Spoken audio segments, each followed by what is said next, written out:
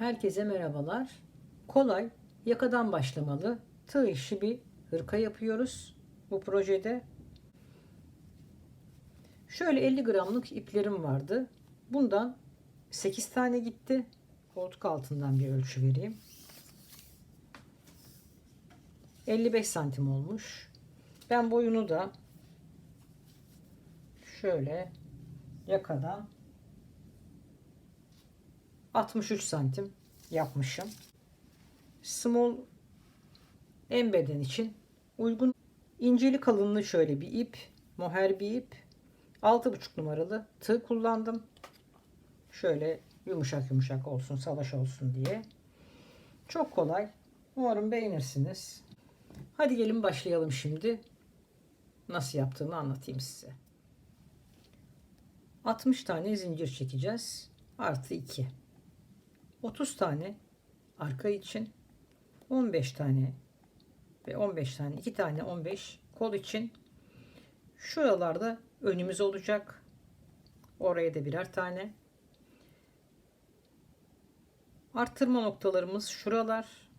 Önümüz yok. Önümüz daha sonradan V şeklinde artmaya baştan devam edecek. Şimdi 60 tane zincirimi çekeyim ve yerleştirmeye başlayalım. 1 2 3 4 5 6. Ben şimdi zincirimi çekip geliyorum. 60 tane çektim. Artı 2 de yaptım. Parmağımın olduğu yere de trabzanımı yaptım. Şu benim ön için ilk trabzanım. Bu da şu arttırmadan önceki trabzan. Yani ön içinde bir tane arttırma yaptığımı düşünün. Şimdi 2 tane zincir çektim. Ve şuradaki V'yi oluşturuyorum. Aynı boşluğa bir tane daha ikili trabzan yaptım. Ve kol için arttırmamı yapmış oldum. Ön bir tane, önün arttırması, 2 zincir, kolun arttırması. Bunu saymıyorum. 15 tane trabzanımı yapıyorum yan yana.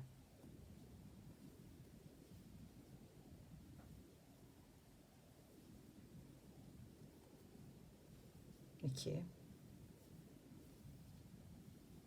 üç, 6,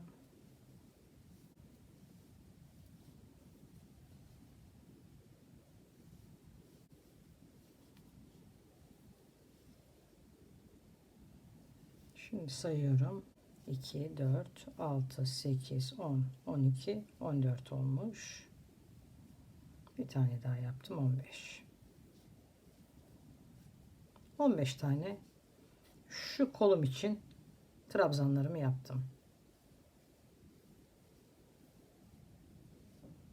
Şimdi kolumun diğer arttırması burası. 2 zincir. Arka için bir arttırma yapıyorum. Aynı boşluğa bir tane daha ikili trabzan yaptım. Bunu saymıyorum. 30 tane ikili trabzan yapacağım.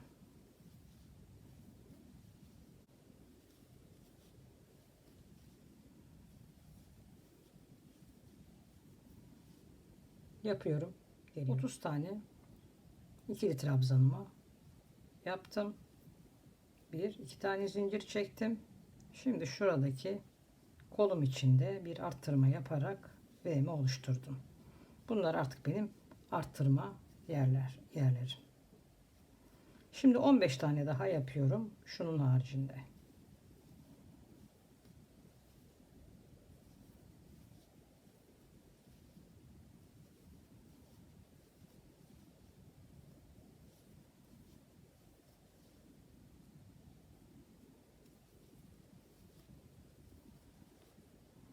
...15 tane...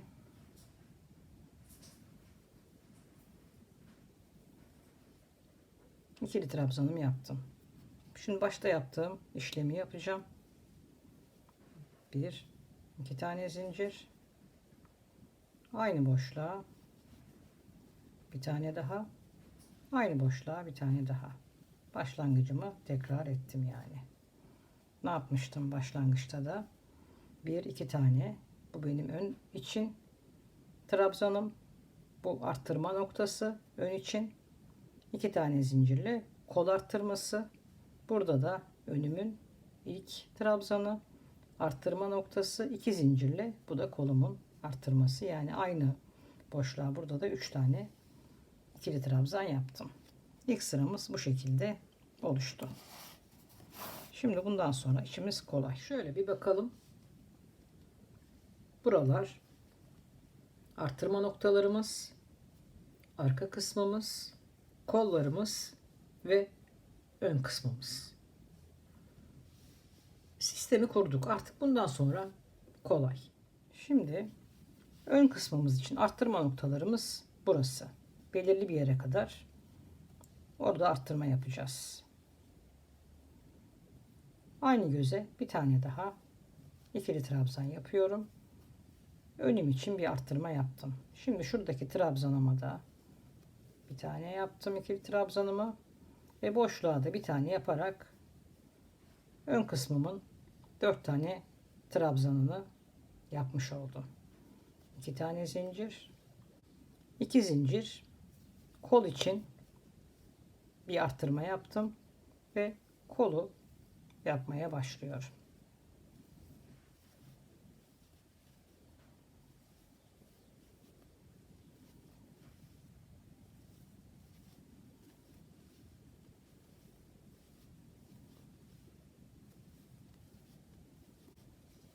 Şu üstündekini de unutmuyoruz.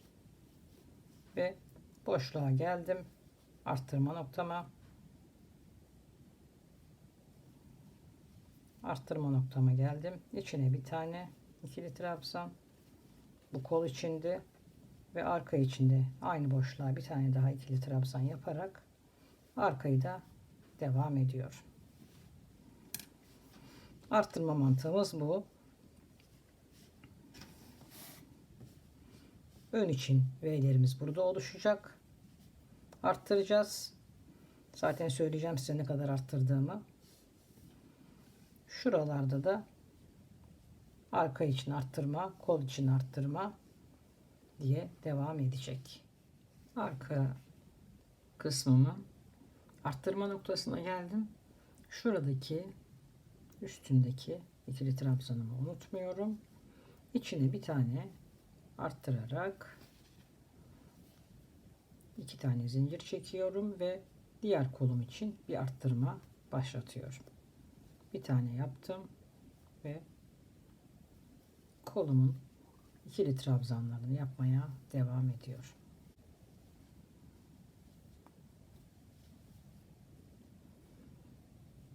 Kolun arttırma noktasındaki ikili trabzanın üstündekini unutmuyoruz. İçine bir tane daha yaparak kolumun şuradaki arttırmasını ve buradaki arttırmasını yaptım. Şimdi 2 tane zincir, bir tane arttırdım. Ne yapmıştım burada? Bir tane daha önce yaptığım alttaki ikili trabzanıma ve en baştaki ikili trabzanın üzerine de 2 tane yaparak önde de bir arttırma yaptım. Ben şimdi buradaki öndeki arttırmama bakın şöyle bir görüntüm başladı. Şu öndeki arttırmalarımızı 2 sırada bir yapabilirsiniz. Kalın da bir ipim olduğu için her sıra burada bir arttırma yapacağım. Ama daha ince bir ipiniz varsa, daha ince bir iple başlamışsanız şu öndeki artışları sadece bir arttırıp bir sıra arttırmayabilirsiniz. Şuradaki V'nin içindeki arttırmalarımıza devam edeceğiz. Ben şimdi her sıra arttırmaya devam ediyorum. 1 2 tane ikili trabzan yaptım. Aynı boşluğa bir tane daha yaparak arttırmamı tamamladım. Ve devam ediyorum.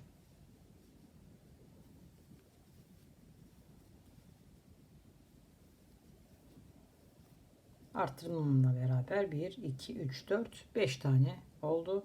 İçine bir tane daha yaptım. 6 oldu. Yani siz bu sırada arttırmasaydınız burası 1, 2, 3, 4, 5 olacaktı. Sonraki sıra 6'ya geçecektiniz. Daha ince bir ip olsaydı, kalın bir ip olduğu için ben her sırada arttırarak yapıyorum. Şimdi burada 2, 4, 6 tane oldu. Ön için içerideki arttırmamı da yaptım. 2 tane zincir ve kol için arttırmamı da yaptım ve devam ediyor. Bu şekilde arttırmalarımızı yapacağız.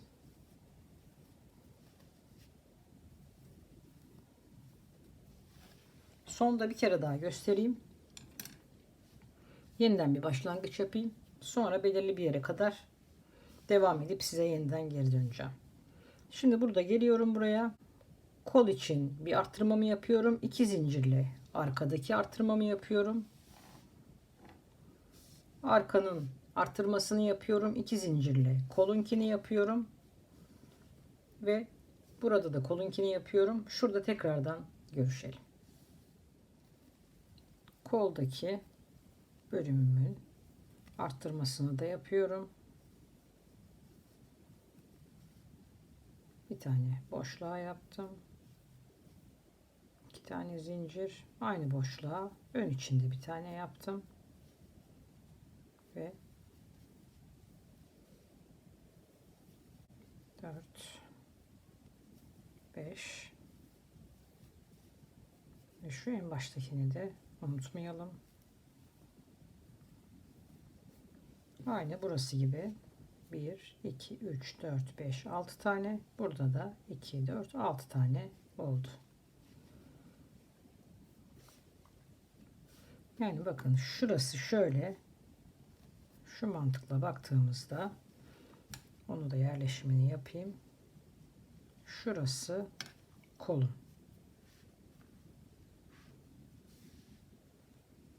Şurası da kolum. Şu ikisi arka taraf ve ön taraf bakın büyümeye başladı.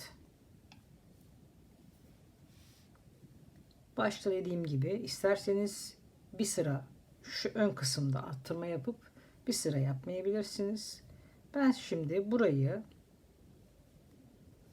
15 tane olana kadar arttıracağım. Sonra bakacağım bir süre daha gidiyorum böyle. Her sıra arttırma yaparak. Sonra yeniden görüşelim. Ön kısmım 15 oldu. Ben kol ayrımına kadar, yani kolumdaki ayrıma kadar yapmaya devam ediyorum. İsterseniz burada V'yi bırakıp dümdüz de devam edebilirsiniz. Ama buraya zaten lastik yapacağız sonradan. Ama ben biraz daha şu iki kısmın yakınlaşmasını istiyorum. O yüzden kol ayrımı olana kadar sanıyorum 2 ya da 3 sıra daha arttıracağım. Ve şu kadar daha bir büyütme sağlayacağım ön tarafta. Diğer kısımlarını da lastikle devam edeceğim. Şu anda devam ediyorum. 1, 2, 3, 4, 5, 6, 7, 8 tane arttırmışım. 10 tane arttırdığımda hem kolu ayıracağım bedenden hem de artık dümdüz devam edeceğiz. Sonra zaten şuradan başlayarak bir yaka toparlamada yapacağım. 2 tane daha arttırıyorum ve beden ayrımında, kolla beden ayrımında tekrardan görüşelim. Kol ayrımına geldim. 2, 4, 6, 8, 10 tane arttırım yaptıktan sonra buradan itibaren kolumu ayırıyorum. Şimdi yine arttırarak devam edeceğim. Önde üstüme giydiğimde tam istediğim kadar aralığı kavuştum şu arada. Zaten buraya ve buraya lastik yapacağız. O yüzden burada yine bir arttırma yapıyorum ve o şekilde devam ediyorum ve kolu bedenden ayıracağım şimdi.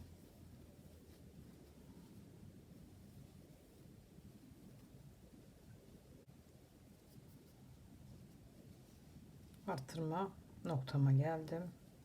Bir tane ördüm. Şimdi şöyle alıyorum. bedenimi yaydım.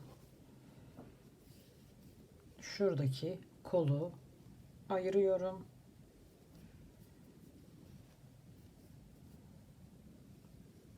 Eğer bu üst bedeniniz istediğiniz kadar olduysa ama kolun hani sanki biraz daha benim için büyük olmasını istiyorum diyorsanız bana yeterli. Ama 2-3 zincirle devam edebilirsiniz. Ben bir tane zincirle karşısına geçiş yaparak devam ediyorum.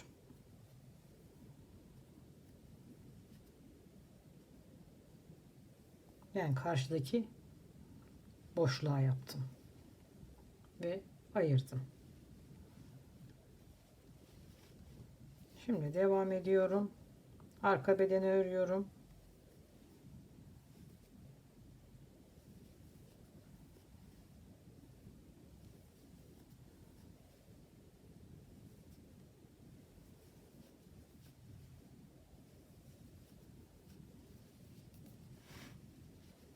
Şimdi ayrım yapılan yerde tekrardan görüşelim.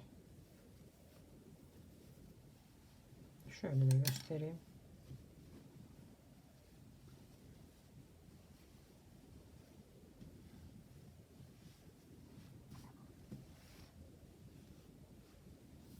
Buraya geldiğimde tekrardan görüşelim.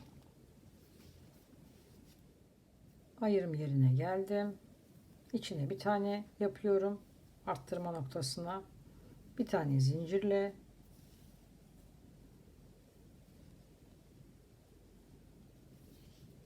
bir tane zincirle doladım ve karşıdaki boşluğa da bir tane yaparak devam ediyorum. Bedenim ve kollarım birbirinden ayrıldı.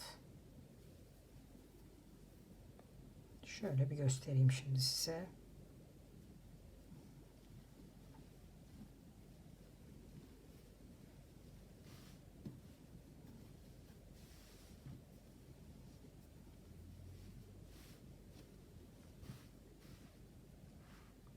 Şimdi alt bedene devam edeceğiz.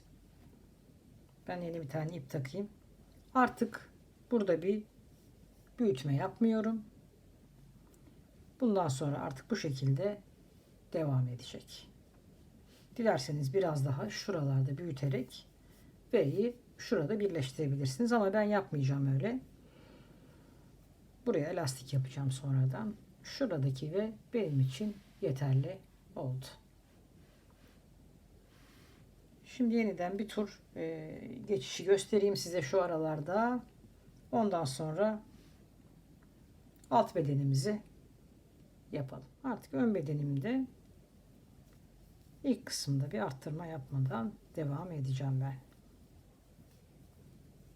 2 tane zincirle yukarı çıktım. Ve trabzanlarımı yapmaya devam ediyorum. Koltuk altında geçişi göstereyim size bir kere.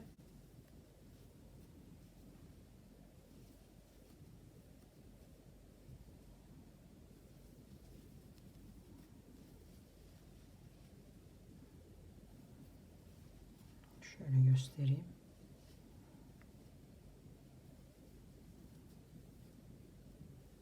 Hem bedende hem de koltuk altında rahatlama yapmak isterseniz biraz daha büyütmek. Şu benim aradaki çektiğim zinciri biraz fazlalaştırabilirsiniz. Ben bir tane yaptım. Bir tane yapıyorum ve devam ediyorum.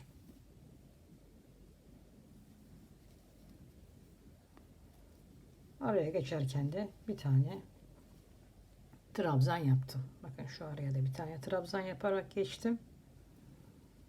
Bu kol da gayet yeterli oldu. Hırka olduğu için hatta biraz daha geniş bıraktım. Ve devam ediyor. Bu şekilde hırkamızı artık büyüteceğiz. Şöyle göstereyim. Buradan devam ediyorum. Aynı şekilde bu arada da şu ortaya bir tane yapıyorum. Siz 2 tane 3 tane zincir yaparsanız her birinin içine de birer tane yaparak bedeni büyütebilirsiniz. Kolda da bir genişlik yapabilirsiniz. Ben şimdi devam ediyorum. Dönerek ne kadar uzattığımı size söyleyeceğim. Bedeni büyüttüm. Bir tane kolumu yaptım. Şimdi diğer kolu beraber yapacağız. Başlayacağız daha doğrusu.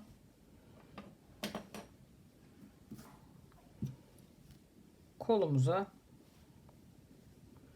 eğer kolunuz yeterli, yani bakın şuradan ve şuradan, şuradaki yerlerden başlayacağım ve döne döne gideceğim.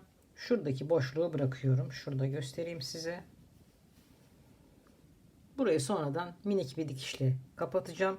Yani büyütmek istemedim kolu daha fazla.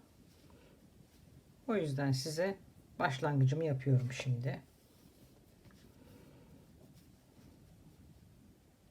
Şuradaki ikili trabzanımın üstünden başlıyorum. Buraya geldiğimde de buradaki ikili trabzanımı yapıp ikisini birleştireceğim. Şu arayı bırakacağım. Dilerseniz devam edebilirsiniz. Dar olduysa eğer kolunuz, ben o arayı bırakıp devam. Buradan ikili trabzanımı yapıyorum. Başlangıcıma. Şöyle 2 taneyle yukarı çıktım ve ikili trabzanlarımı yapıyorum.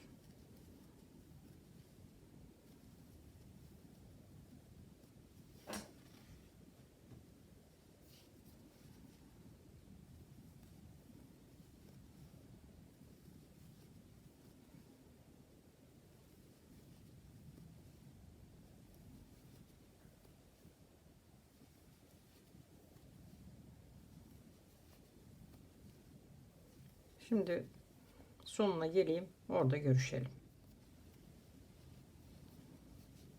Bakın şöyle gösteriyorum şimdi. Burada şu görüyor musunuz? Arttırma yaptığım yerin ilk trabzanından yaptım.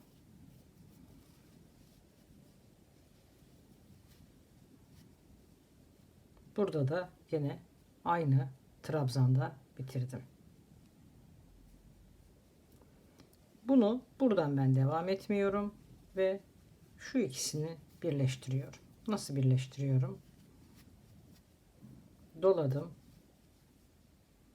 ve ilk trabzanımın gözüne bir tane tekli trabzanla bağlantı yaptım. Şimdi artık bundan sonra burada hiç 3 ile yukarı çıkıp ya da 2 ile yukarı çıkıp devam etmeyeceğim. Döne döne devam edeceğim. Onu da göstereceğim size. Tekli trabzanla bağlantı yaptım ve devam ediyorum gene. Yuvarlak olarak devam edeceğim. Orada bir çizgi oluşmayacak böylece.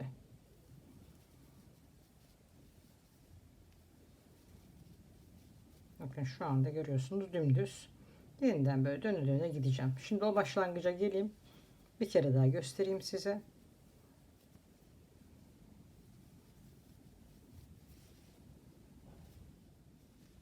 Şimdi o başlangıç yerime geliyorum.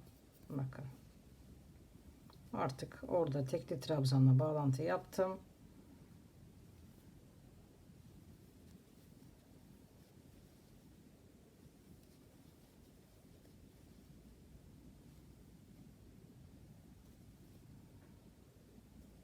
Ve devam ediyorum.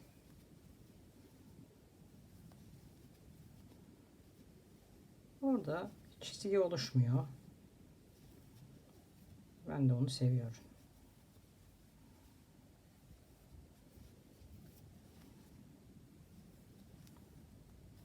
Şimdi göstereceğim size bir kere daha. Bakın.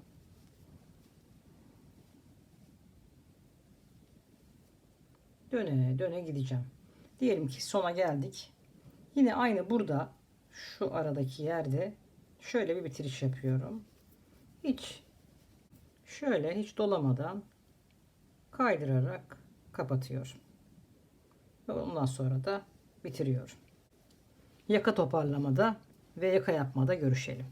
Biliyorsunuz buraya 30'da başladık. Büyük. Burası biraz geniş duruyor. Şimdi burayı önce buradan başlayıp sık iğnelerle gideceğim. Buradaki omuz yerine geldiğimde, yani şuraya geldiğimde şuradan itibaren de biraz daraltarak, arkaları daraltarak toparlayacağım.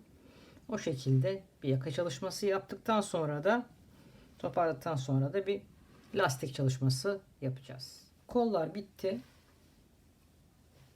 Şimdi bedenimizden sık iğne ile başlayalım.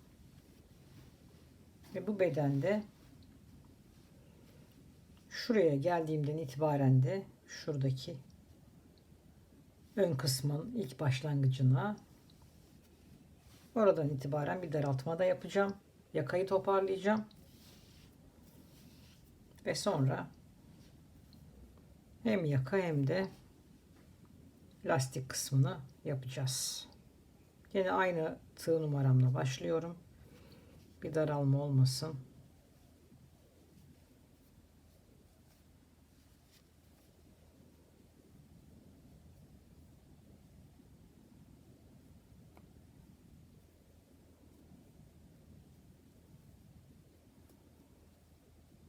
Bir tane zincir çektim. Aynı boşluğa bir tane yaptım önce.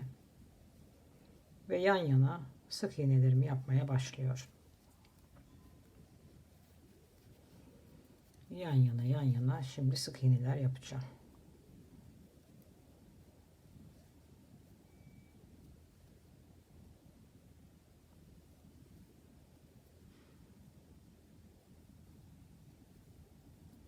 Çok ipi şöyle sıkmadan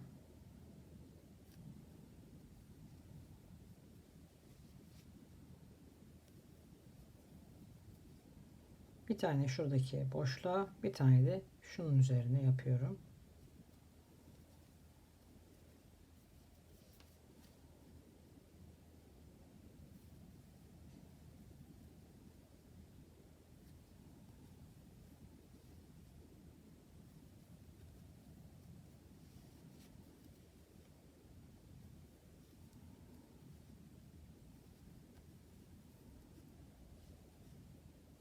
Şöyle yapıyorum.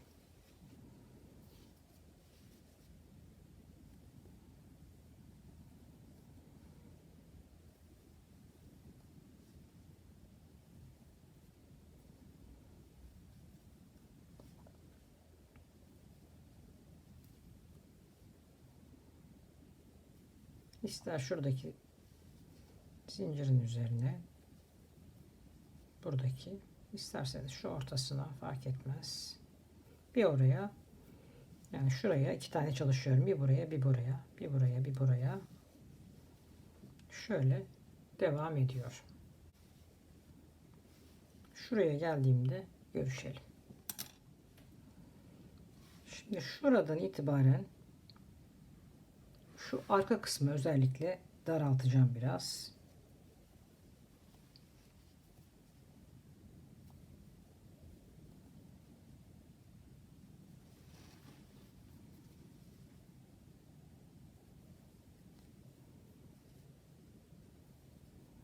Burada çift aldım.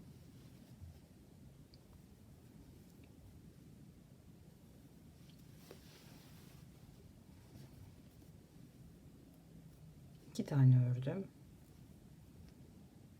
Yan yana iki tanesini çift aldım.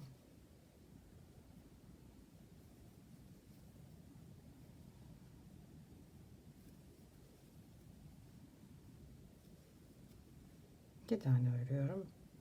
İki tanesini çift alıyorum.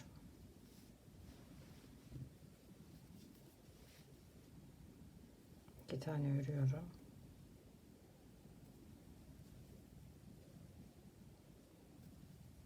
Şöyle ikisini bir alarak kesiyorum buraları.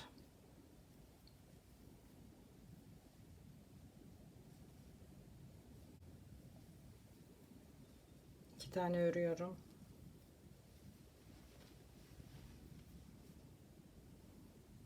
İki tanesini şöyle çift alıyorum. İki tane örüyorum şu arka kısımda.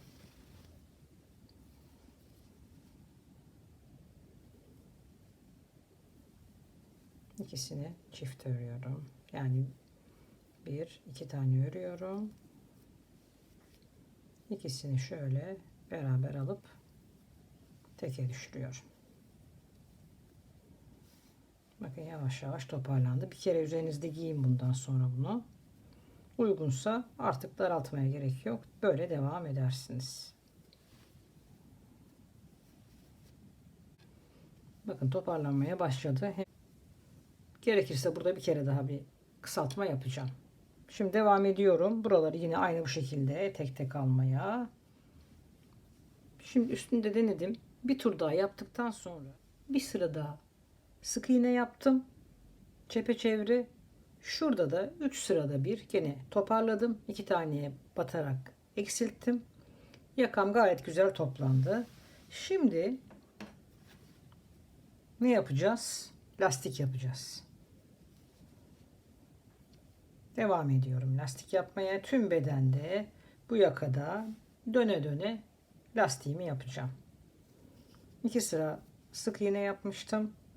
Şimdi bir sırada önce ikili trabzan yapıyorum. Sonra ikili trabzanların bir altı bir üstünden devam ederek bir lastik yapacağım. Şimdi bu sıra tüm bedende bir sıra ikili trabzan yapıyorum. Bu sıra ikili trabzanımı yapıyorum. İlk sıra ikili trabzanımı bitirdim.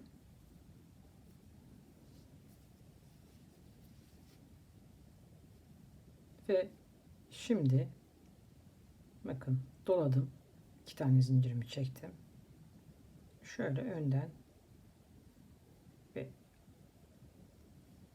ikili trabzanımın şöyle önden giriş yaptım ve ikili trabzanımı yaptım. Buradakinde şu şekilde arka tarafından giriş yaparak ikili trabzan yaptım. Bir ön taraftan ikili trabzan, bir tane arka taraftan.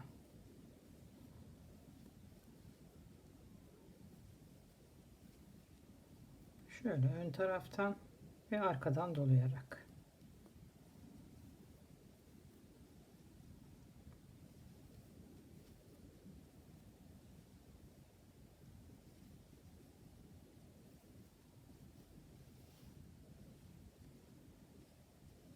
Şöyle göstereyim.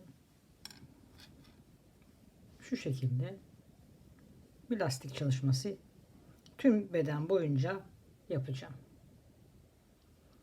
Deneyeceğim yine üstümde. Gerekiyorsa bir sıra daha yaparım. Bakın.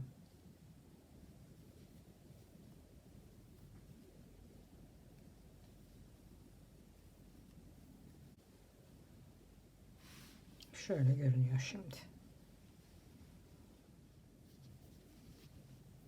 Bir sıra daha. En son yani şuradaki başa geldiğimde orayı hemen düz bir ikili trabzan yapıyorum.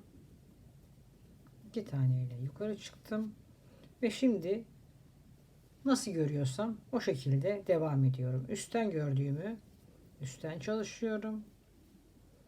Burada arkada gördüğümü de arkadan çalışarak ikili trabzanlarımı yapıyorum. Bir tane daha yapacağım ben. Bir sıra daha yapacağım. Ve hırkamız hazır hale gelecek. Çok kolay. Hemen yakadan başlayıp dikişsiz bitirebileceğiniz bir hırka. Beden için lastik kısmımı yaka için bitirdim. Etek ucuna da şöyle bir şey yapıyorum. Bütünlük olsun diye. Şuraya 2 tane zincir çektim. Hemen aynı yere bir tane daha battım ve dönüş sağladım. Ve şuradaki bedende yaptığım lastiğin üstünden de bir sıra İkili trabzan yapıyorum.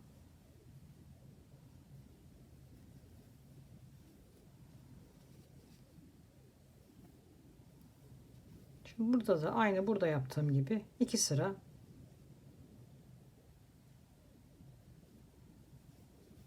lastik yapacağım. Önce tüm etek ucunda bir sıra ikili trabzan yapacağım.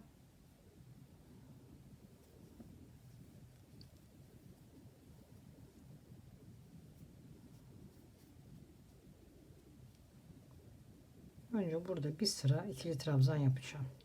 Yani mevcut yerden değil, aynı burada yaptığım gibi bir sıra yapmıştım ya. Burada da gene bir sıra ikili trabzan yapıyorum. Sonra oraya da lastik yapacağım.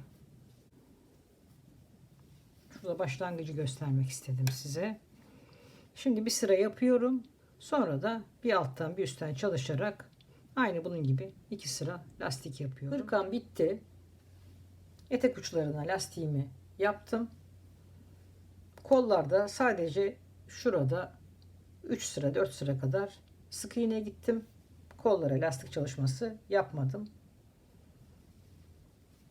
Koltuk altında olan kısmımı da şu şekilde diktim.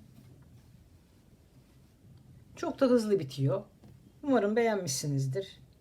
Yapacakları şimdiden kolay gelsin. Başka projelerde görüşmek üzere. Kendinize iyi bakın. Sağlıcakla kalın.